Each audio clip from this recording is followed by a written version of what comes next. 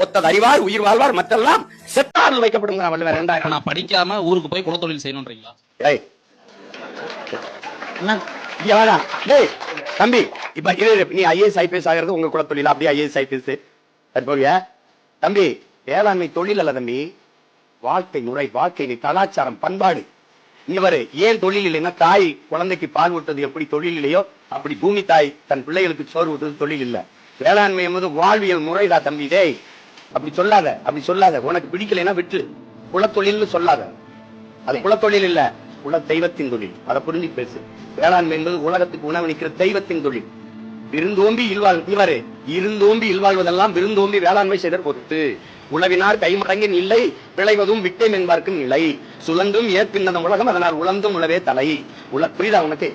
புரியுதா? அப்புறம் உழுவார் உலகிற்கானே அட்டாற்றாது எழுவாரை எல்லாம் பொறுத்து. இதை விட எல்லாம் உழவின் பெருமையை உனக்கு கற்பிக்க முடியாது. உலகத்தில் சிறந்தது, உலகத்திலே உயர்ந்த சாதின்னு ஒருத்தன் இருக்கான்னா, உழுது விளைச்சு விளைய வச்சு உலகம் உயிர்களுக்கு பசுக்கி சோறு வர்றான்லடா, அவன் தான் உலகத்திலே உயர்ந்த சாதி. நீ என்னமா என்ன குலத்தொழில் செய்வ? சாமி நீ செய்யாத, நாங்க செஞ்சுக்கிறோம், ஆனா நீ சாப்பிடக்கூடாது.